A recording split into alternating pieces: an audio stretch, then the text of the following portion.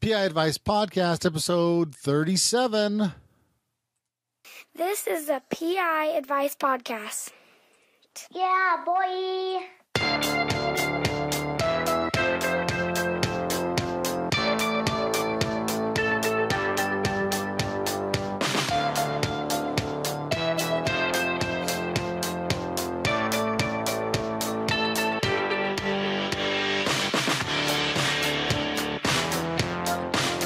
What's going on, everybody? This is Andrew with the Private Investigator Advice Podcast. Yeah, it's been a little while since I just had a podcast where I wasn't talking about news and tech and all that kind of junk. But, yeah, thanks for listening, checking in on things. Things have been crazy lately, to be honest with you. Here, let me go ahead and turn this off here. It's been crazy and, yeah, a little busy and, not just with the work stuff, but, a week before the Super Bowl, I had this plan to go to my brother-in-law's to, he's got like the Seattle Seahawks themed room. And, basically we watched the playoffs against the San Francisco 49ers. And, he's like, yep, Super Bowl in my house. I'm like, great. I'll see you then. Well, then, like a week before this, the Super Bowl, he I don't know, his wife texted my wife, and they said, oh, they're going to the Super Bowl. I'm like, oh, well, I'm not going over there now. So I just planned to, I don't know, go to some local bar that I know of and just watch the game there. And yeah, well, somehow the conversation steered into me going with them, and next thing I know, I was getting a ticket along with them, and things were in motion to go to the Super Bowl. So Friday, last Friday now, or Friday or so ago, whatever it was, the Friday before the Super Bowl, we flew out there, and we went out and got our tickets from the guy who sells the tickets, and we went and checked out Super Bowl Boulevard. And then we also checked out the Empire State Building, which is just an amazing building. And they've, it's the history of it, and they do a good job with it. Not just the top itself where you're looking at everything, but when you see like they have like this guided tour and stuff. It was pretty neat. So we did that, and then we basically talked about the possibilities of the outcome of this awesome Super Bowl, and basically the next day started our journey and went out there, and I had an amazing time. Never thought the Seattle Seahawks would do what they did to those Broncos, but you can imagine that I was pretty stoked at the result.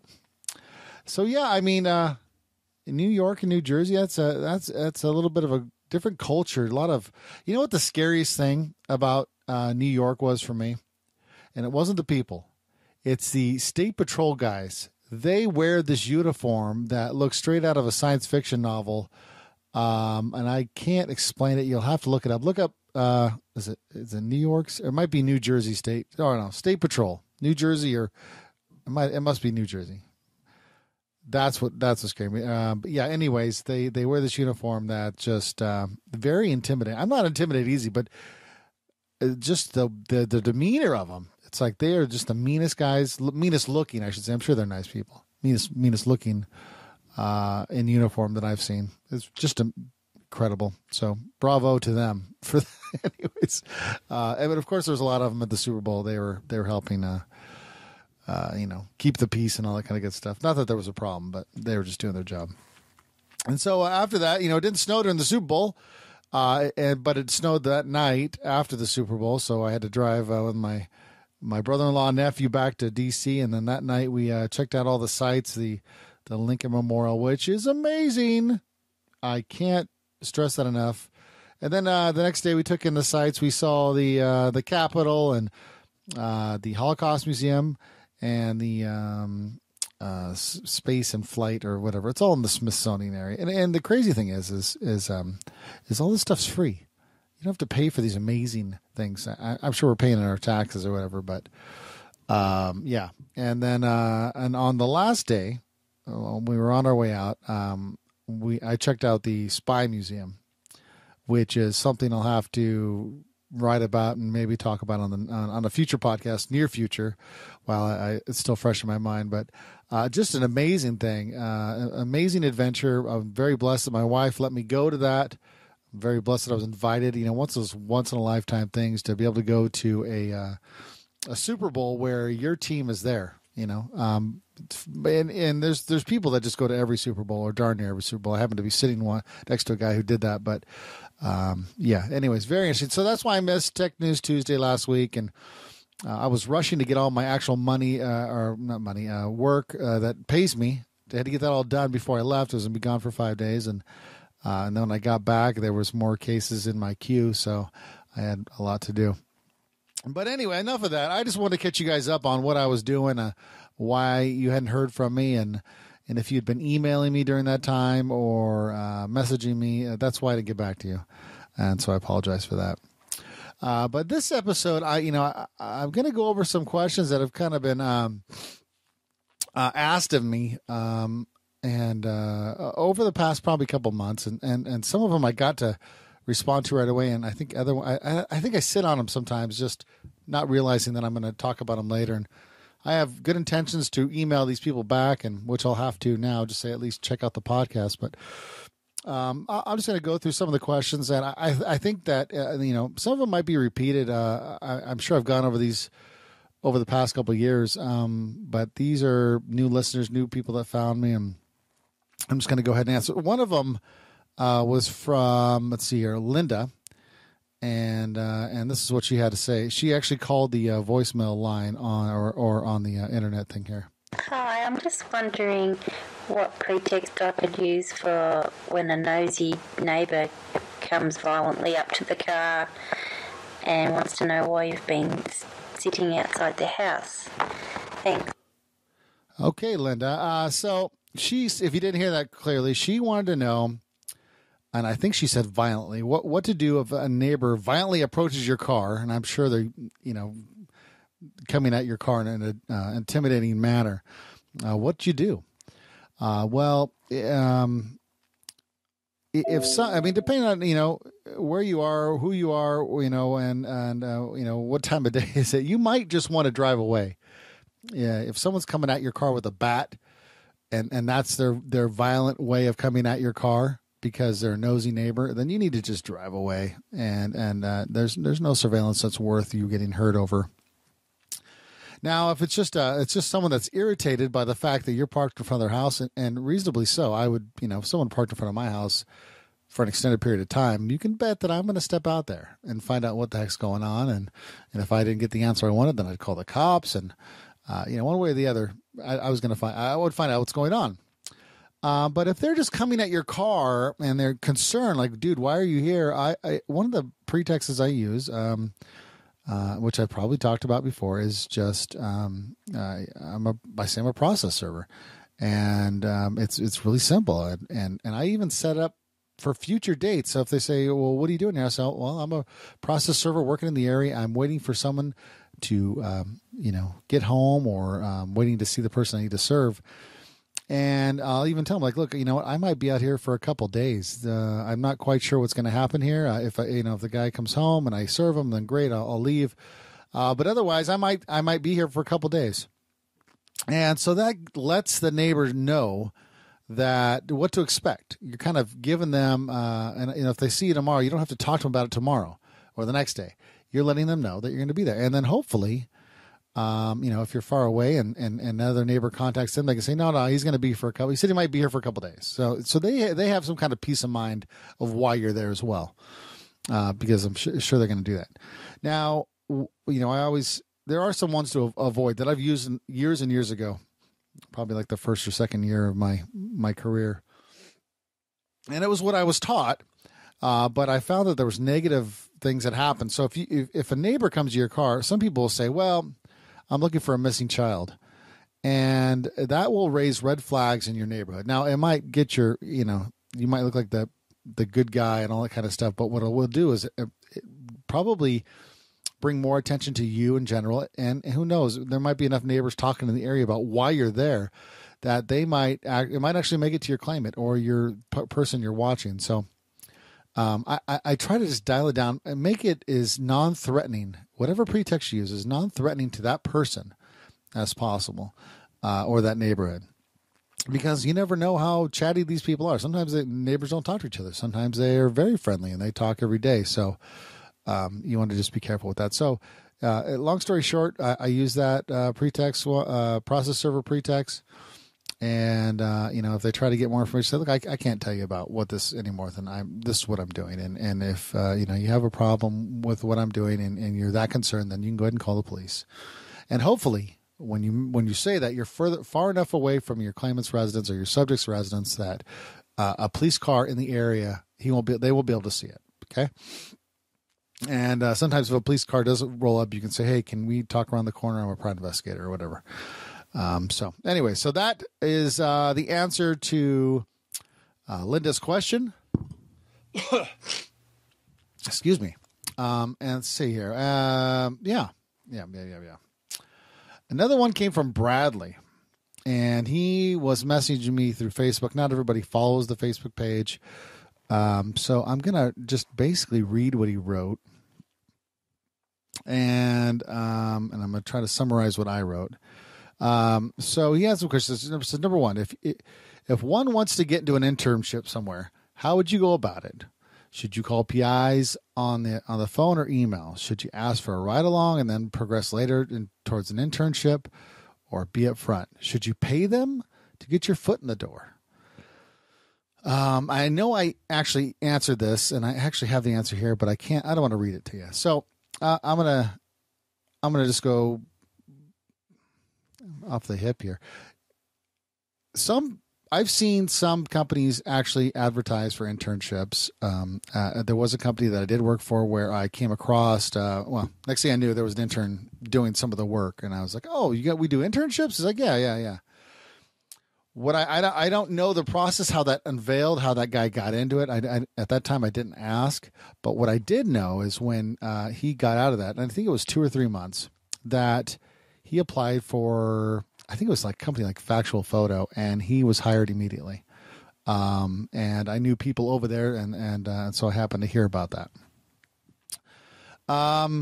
Should you call PIs on the phone or email? Yeah, you should do both. I mean, if that's what you're looking for, then yeah, you should do both. You might get your, no responses, no answers, or, hey, I don't do that kind of stuff. Sorry, click, that's going to happen there, but if you don't persist and try to find out, then you're never going to know. Should you ask for a ride along?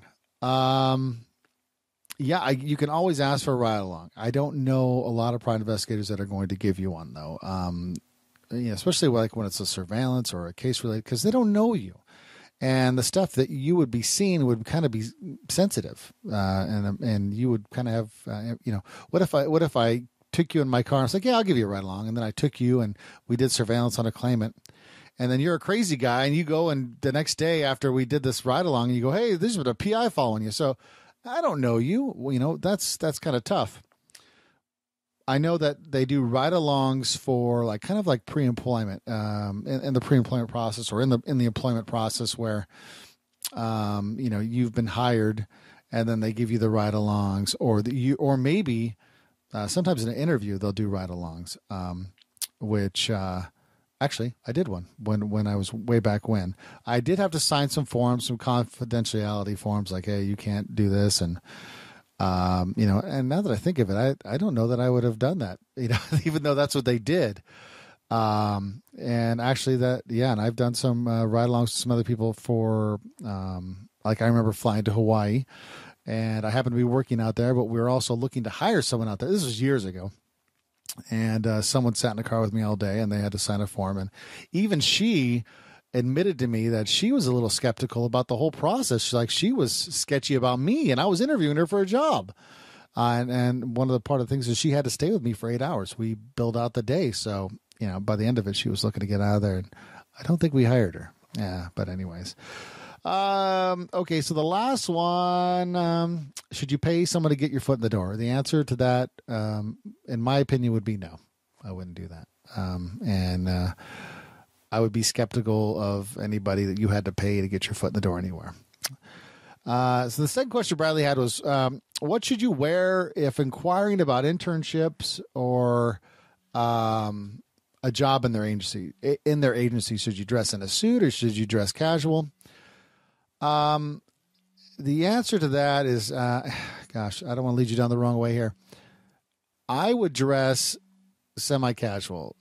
Maybe a button-up shirt and a tie, some slacks or khakis, dress shoes, obviously. Do I think you need to go the full jacket? If you want to, I don't think it'll hurt you. I really don't. If you do a investigation, because they want people that have professional dress, and that if they have to go to court, they have these clothes and such things. And but I mean, I recall the last time I actually had a physical interview was probably 4 years ago with a local firm, and I think at that time I just wore a polo and I wore some khakis and I wore some dress shoes. And I ended up getting the job, and it might have been just because of my experience. So yeah, I mean, sometimes they actually have that in there, when you show up, you need to be dressed like this, but if you overdressed, I wouldn't worry about it. If you have to wear a suit, if you feel that the need to do that, then go ahead. I don't think it's going to hurt your chances. Let's see. The last thing he says is all the jobs I've seen thus far require experience on their resume. Does intern work count as experience? What should be listed on my resume? Every course and tiny move towards my career, or just bigger things? Well, I mean, when you mention stuff like that, I don't know what tiny little things are. I mean, if you read a book, I wouldn't put that on there. That'd be very tiny. An internship would likely count as experience, but this also depends on, I mean, are we talking licensing or are we talking, what are we talking about exactly? Internship would likely count towards experience in getting a private investigation license and things like that. And somebody in an investigation firm would look at an internship with another firm as, you did that for 3 months. Okay. Then you probably have an idea what you're doing. I'd probably ask you questions. If you're taking courses, I wouldn't, unless you had a certification, I wouldn't probably mention it. Unless it's like in a summary form, I wouldn't make it in a bullet point. And just, it really would depend. I remember seeing just an example. I remember seeing some, private investigator's website, and I can't remember who the gentleman was. I think he had asked that I look at it. And so I looked at his website, and it had every little thing that he did on there, certifications and things like that. And I emailed him and said, look, you probably want to take that down. Like you graduated from, DeVry's private investigation course. They don't want to hear that.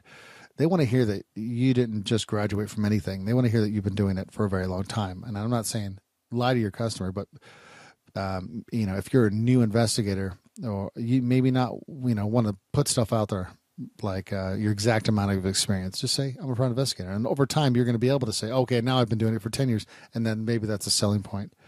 Now I kind of got off tangent there, but that was just kind of an example of when to put information in there. And let's see here. I think that was it for him. So I hope that, and I did email him, so I did answer his questions. I hope maybe that might answer somebody else's question here. Larry F. Wrote this. Hello, Andrew. I'm a big fan of yours and watch your training videos every time I get a new camera. I was wondering if you could guide me to quality cameras and surveillance tools that I'm looking for. Most of them I get from eBay are of poor quality, and the results are just not there. Would you be kind enough to point me in the right direction? Where can I buy quality covert cameras and supplies? Hence, I'm going to build my own covert gear. Okay, so, there are, I'll be honest with you. I don't trust the companies necessarily that make, and I can say that I haven't done a huge amount of research on this, but when I can go to a company that makes supposedly makes spy gear, right, hidden cameras and whatnot, and I see the exact design as I do from something that I see on eBay that comes from China, or Amazon from like a local distributor maybe, it makes me question the integrity of that company. Are they just buying it from China and then just slapping their label on it and marking it up $50? Most likely a lot of times they are. I can't imagine the technology is that much different inside their stuff versus what I'm getting from eBay or China, or I'm sorry, Amazon. So in regards to that, at the moment, I don't know of like some company that, this isn't like you're buying your spy stuff from Sony. You can go, Sony, been around forever, or, or the Toshiba spy camera, extraordinaire. This isn't these companies aren't really, there's no stamp and label on them. There's no history per se. And most of these companies. And so is there probably really good stuff out there? Yes. Is the stuff going to be much more expensive? You bet. And that's where I get scared, because I don't want to spend $200 on a covert camera that's supposedly supposed to be very awesome and then breaks. There's not going to be a warranty most likely. There's, And they're not going to back up a $300 spy cam, in my opinion. Not that it's happened. Just saying. So if you want to build your own stuff, they do sell, and you can get this on Amazon and eBay. You can get like the pinhole cameras. I know they have the cords. That might require you to hook it up to something else. I don't know, to be honest with you. You might take existing gear and finagle, like, what do I got over here? Like the keychain camera, and then, make that into some kind of other thing, take the existing thing and just be able to control it. Really, it's your imagination. I've seen other people do it, but we didn't have the technology that we do now when we were making stuff, camera bags and stuff. But now this is more convenient for me. And if I have to take a little bit of dip on the quality, like I don't expect it to be HD. I don't expect it to be a Canon or a Sony camera, like an actual camcorder. So that's, I'm going to keep doing reviews and videos and stuff. And eventually I'm going to come around something just extraordinary. But we'll see. I have a hard time spending $50 on a spy cam when I'm getting almost the same results from, something small from these $8 cameras. Not the best answer, Larry, but I hope that helps you. Let's see here. Joshua wrote, I appreciate all the time you take with your videos. I stumbled upon them a few weeks ago. I'm currently working as an intern in an SIU department for a life insurance company in Madison, Wisconsin. I don't mind the 9 to 5 Friday shift. However, this is wearing on me, and I love to drive around and check things out. It's not uncommon for me to put on 600 miles on my car one weekend doing a road trip around Wisconsin. I've seen a lot of guys posting investigation-oriented videos on YouTube. I'm wondering, does everyone use an SUV? I've got a Camry myself, and I'm wondering how well a car would really work in the field. I'm sorry if you've already answered this. I did write a huge blog. In fact, I've written 2 blogs. I think it was like surveillance vehicles and things to consider. And then I think I just kind of took every type of, vehicle, like a truck, a SUV, a minivan, a van, like a Saturn and like a Camry. I took all those down, and I wrote down some of the pros and cons, I think, for all of them on another surveillance blog post. So in short, let me tell you, when I first started my career, I started with a Honda Civic, and it was probably one of the best surveillance vehicles I had, in the sense of everybody had one, so it blended in very nicely. The bad thing is you can't see over vehicles on the freeway. It probably didn't have the braking system it need. No 4-wheel drive. Bad in the snow. But can you? Long story short, can you do surveillance with a camera? Yes, you can. But you're gonna, it's going to have pros and cons. It might blend in better, but you might not be able to see over large vehicles when or in the freeway, and that's when it kind of can get tough. So that's it. Do the Camry thing if you need to. Get the appropriate tint for yourself. Maybe limo in the back and 15 in the front, or you might do limo all the way around. It kind of depends on the color of your vehicle as well. You want to see what sticks out and what kind of, like a black on black, like a black car with black tint. Take it from me firsthand. It does not go over well in a community, in a residential community. Anyways, that's the questions for today. I'll write up a little blog post kind of reiterating the answers and the questions. And I just hope this helps out anybody who had any questions. And we'll get back to the PI news and the Tech News Tuesdays and all that kind of stuff. I just wanted to make sure I had a normal podcast, one that didn't require all that extra stuff. So with that being said, I almost forgot. Investigator Marketing talked with Ruben. The deal of the month for February 2014 is going to be just 10% off. 10% off of a website that can potentially make you, or get you noticed, get you found, and get you making money, get phone calls coming in, right? So 10%. One of the things you need to do is you need to talk. You got to give him a call. You got to go to investigatormarketing.com. You got to give Ruben a call. Say, Ruben, what can you do for me, man? How is what you're going to do going to get me noticed? And I can assure you that Ruben will just break it down for you, tell you what he's going to do for you, and see how it's going to help you. And give him a call. Give him a call. Investigatormarketing.com. And that's going to wrap it up. You guys, yeah, boy. You guys have a great day. I'm going to go make some dinner and get ready to start the Tech News Tuesday. Take it easy.